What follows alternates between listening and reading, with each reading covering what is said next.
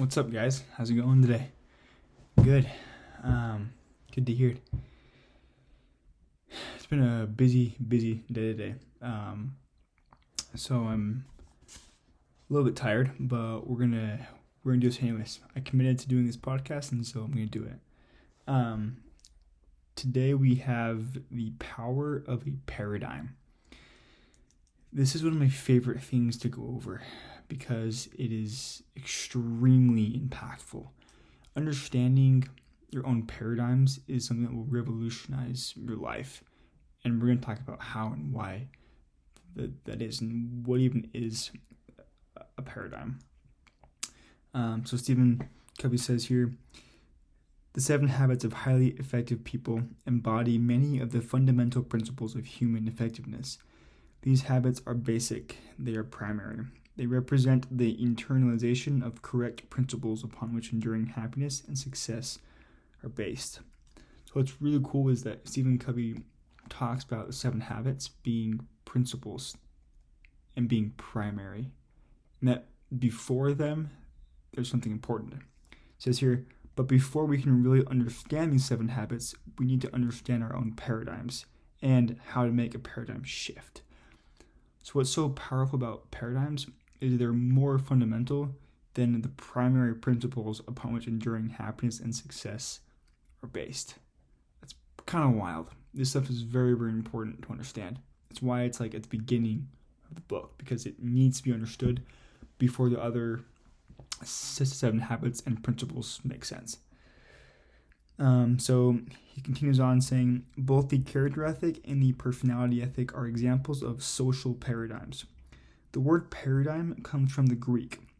It was originally a scientific term, and it is more commonly used today to mean like a model, a theory, perception, assumption, or a frame of reference. In the more general sense, it's the way we see the world. Not in terms of our visual sense of sight, but in terms of perceiving, understanding, or interpreting. So for our purposes, a simple way to understand paradigms is to see them as maps. Like we all know that the map is not the territory. A map is simply an explanation of certain aspects of the territory. And so that's exactly what a paradigm is. It's a theory, an explanation, or a model of something else. So what he's saying here is a paradigm, it's not like actually the territory itself. It's merely a map. It's merely an interpretation of certain aspects of the territory. So it's a theory, it's a perception, it's assumption, it's a frame of reference. It's how you view the world, or even yourself or other people. So it's how you see. But he says here, not in the sense of your visual sight, but more in the sense of understanding, of perceiving and interpreting. So he continues on saying, suppose you wanted to arrive at a specific location in central Chicago. A street map of the city would be a great help to you in reaching your destination. But suppose you were given the wrong map. Through a printing error, the map labeled Chicago was actually a map of Detroit. Can you imagine the frustration, the ineffectiveness of trying to reach your destination? Yeah, that would be wild. Having to navigate a huge city like Chicago when it's actually a map of Detroit. Like, you couldn't get anywhere. There's no way. Says here, you might work on your behavior. You could try harder, be more diligent, double your speed, but your efforts would only succeed in getting you to the wrong place faster. That's wild. I love the idea of like setting your direction first and then taking massive action. You have to make sure your direction is accurate, or else like you're not going anywhere meaningful or joyful or successful. Says here, you might work on your attitude. You could think more positively. You still wouldn't get to the right place, but perhaps you wouldn't care. Your attitude would be so positive, you'd be happy wherever you were. Even that has some false things in it. Like, you'd be happy wherever you are. It's like, yeah, I guess you could do that. But that almost sounds like you're just living an empty life. Like, you don't really want to strive or progress or move forward in life. But anyways, he says, the point is, you'd still be lost. The fundamental problem has nothing to do with your behavior or your attitude, and it has everything to do with having a wrong map. So this stuff revolutionized the way that I thought and the way that I continue to solve problems. Because the way that I see the problem is the problem. And so every time I have a problem, I try and take a step back and look at, okay, how am I viewing this? What's my frame of reference? How am I interpreting this, understanding this scenario, or perceiving these circumstances, right? And so like, it's so much easier to focus on our behaviors and our attitudes, but those actually are just going to get us to the wrong place faster. We need to understand our fundamental paradigms of how we view it. And then and only then are we able to truly make synergistic solutions, or solutions that actually work for both parties or for all parties involved. And we can actually make quantum leaps of improvement. It says here, if you have the right map of Chicago, then diligence becomes important. And when you encounter frustrating obstacles along the way, then attitude can make a real difference. But the first and most important requirement is the accuracy of the map. Each of us has many, many maps in our head, which can be divided into two main categories. Okay, so he talks about these two main categories. Maps of the way things are, or realities, and maps of the way things should be, or values. We interpret everything we experience through these mental maps, and we seldom question their accuracy. We're usually even unaware that we even have them. We simply assume that the way we see things is the way they really are, or the way they should be. For example, I was talking with a buddy, and he was saying that in Chicago, a lot of people there have a very different view of what a father figure is. That like a lot of people there will just get pregnant just to have babies, but the father won't like there's no commitment there. And so he's not actually like getting to that spot. I hope that like he's not committing to be a father. So he'll get the woman pregnant but then leave. And so it's like the people there just see fathers as like not there, or like that's the role, and like that's it. There's like assuming that's how it is, or the way that it should be. When in reality, like there's a different paradigm of like a very like loving father, and a father who is there and constant and like strong and provides and protects and presides, you know. So it's like really cool to like see how we have these maps, and that we're usually unaware that they even exist. And it's very hard to understand your own maps until you come in contact with a different map. Like if you've learned another language, for example, I know Spanish. And so when I learned Spanish, my understanding of English increased like a ton. I was like, oh, like this makes a lot of sense of why English is structured this way. Because I saw a different way of doing things. Because Spanish doesn't always do their translation or their structures or their grammar the same way that English does. And so it's just a different way of conveying the same meaning or the same idea. And so you learn a lot about your own language or your native language by learning another language. So continuing on, he says, and our attitudes and behaviors grow out of those assumptions. The way we see things is the source of the way we think and the way we act. That's why it's so important to take a step back and focus on your paradigms. Because if you don't do that, the way you think and the way you act is going to be not in the most effective manner to solve the problems or to create whatever you're trying to create or meet goals. So then he goes on with this experience. He uses pictures, so I'll just kind of describe it. But essentially, he shows a picture of a young lady and a picture of an old lady, and then a picture of them combined. But it's like one of those like black and white lined photos to where, depending on how you see it, you can see either a young woman or an old woman, or like the one with like the faces and then the vases, the vase or whatever. There's there is a lot of those. But he goes into that, and so there's like this young lady of like 25-year-old that you can see, but if you look at it through a different perspective, then it's also like an 80-year-old lady who's like an old hag. And so he would condition half of the class for 10 seconds on the young lady, and condition half the class for 10 seconds on the old lady. And then he would show the picture combining both of them, and they would like fight over it, like, no, it's a young lady, no, it's an old lady. And he would just say it was very interesting how the students, like, even though they know a different viewpoint exists, they're still not willing to budge, right? And so, like, super interesting how he does that. He says here, the arguments went back and forth, each person sure of and adamant in his or her position. All of this occurred in spite of one exceedingly important advantage the students had. Most of them knew early in the demonstration that another point of view did in fact exist, something many of us would never admit. Nevertheless, at first, only a few students really tried to see this picture from another frame of reference. So most students dug their heels in. Now, how often do we do that in our lives?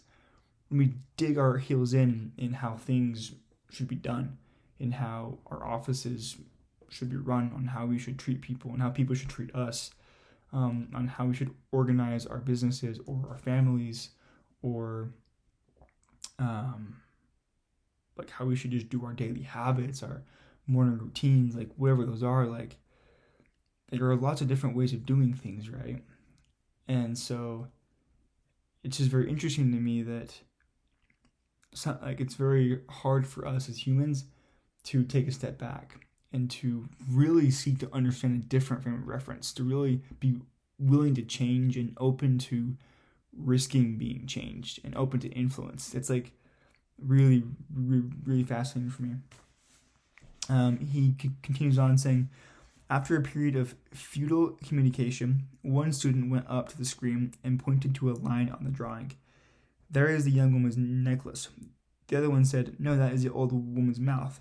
Gradually, they began to calmly discuss specific points of difference. And finally, one student, and then another, experienced sudden recognition when the images of both came into focus.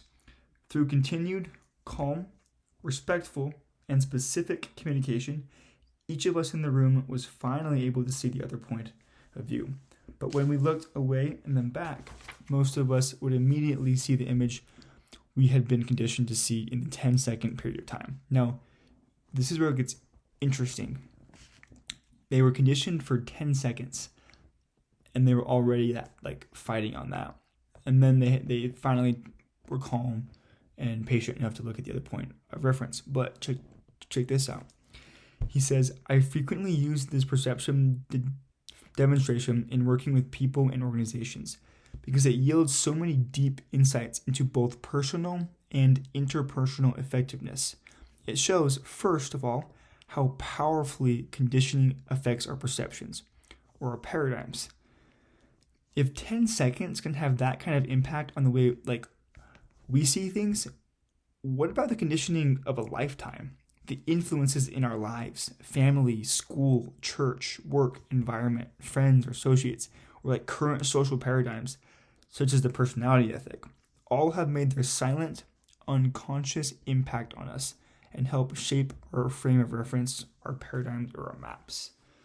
So we've been conditioned our entire lives by many different cultures and organizations, such as our family, our church, our work, our associates, our friends, our schooling, so many of these conditions we've been brought up in our entire lives, and it's different for each country and each culture, but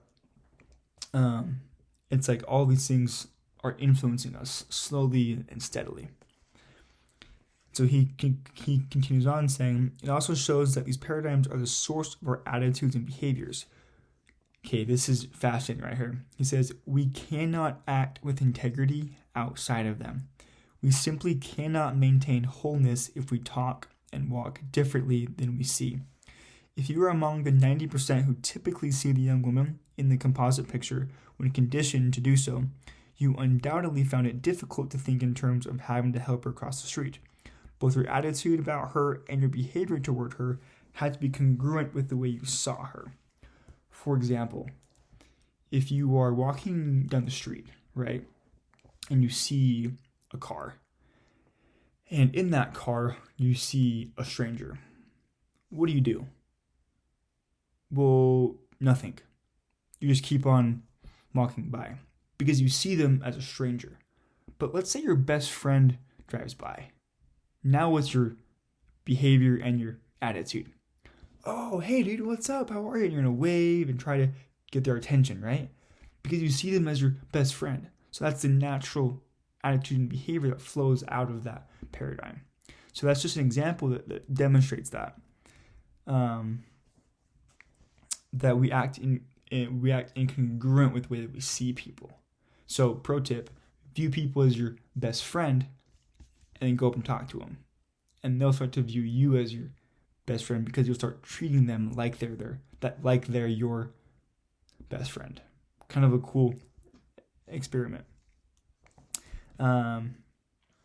So Stephen Covey continues on saying, this brings into focus one of the basic flaws of the personality ethic. To try to change outward attitudes and behaviors does very little good in the long run if we fail to examine the basic paradigms from which those attitudes and behaviors flow. So again, in the personality ethic, if we're just looking at skills or techniques or behaviors or attitudes, yeah, those are going to make little improvements, but not the quantum improvements that we're trying to look for. They're not going to create actual change or difference in the world. We have to take a step back and look at our paradigms. He goes on, this perception demonstration also shows how powerfully our paradigms affect the way we interact with other people. As clearly and objectively as we think we see things, we begin to realize that others see them differently from their own apparently equally clear and objective point of view. Where we stand depends on where we sit. So he's saying there that so many times we're so adamant and sure that we have the most objective view when everyone else also thinks that way, even though they see it completely differently. So what's the actual real map? Well, that's a great question. That creates a lot of understanding and patience in both parties seeking to understand each other. He goes on saying, each of us tends to think we see things as they are, that we are objective. But this is not the case. We see the world not as it is, but as we are, or as we are conditioned to see it. That's a very powerful principle there. That we see the world as we see ourselves. So if we are very confident in ourselves and we feel very happy and very joyful, then we're going to see the world as a very joyful and happy place. But if we're very depressed and sad or anxious or stressed, then that's how we're going to view the world. And so how we view the world is an accurate measurement of how we actually view ourselves. Interesting thought. Think on that. When we open our mouths to describe what we see, we in effect describe ourselves, our perceptions, our paradigms. When other people disagree with us, we immediately think something is wrong with them. But as the demonstration shows, sincere, clear-headed people see things differently, each looking through the unique lens of experience. So our lives cannot be repeated or replicated, which means we all have different experiences in our lives which create different lens. So it makes sense that every single person is going to see situations or circumstances differently than most other people. And so the ability to understand that and take a step back, again, like I was saying, and examine those assumptions, examine those paradigms, the more that we can do that, the better we can communicate and create effective solutions to real life problems. He goes on saying, this does not mean that there are no facts. In the demonstration, two individuals who initially had been influenced by different conditioning pictures look at the third picture together. They are now both looking at the same identical facts, black lines and white spaces, and they would both acknowledge these as facts. But each person's interpretation or frame of reference of these facts represents prior experiences, and the facts have no meaning whatsoever apart from the interpretation. So that's interesting how looking at the same situation, the same circumstance, and they would agree it's the same situation, but because of differences in prior experience or conditioning from our lives, we tend to interpret facts differently. So the facts have no meaning apart from the interpretation. Okay. Finishing off here, he says, the more aware we are of our basic paradigms, maps, or assumptions, and the extent to which we have been influenced by our experience, the more we can take responsibility for those paradigms, examine them, test them against reality, listen to others, and be open to their perceptions, thereby getting a larger picture and a far more objective view. So I think that if you were to understand like 4 or 5 or 6 languages, you would get a pretty good like objective view of how language is structured, because you have so many different paradigms to look at, so many different examples, whereas if you just had English or just had Spanish or just had German, like you wouldn't actually have a very objective view of how paradigms are set or how language is structured. And so it's like the same way with us, right? Like let's say you've always experienced loving and happy relationships.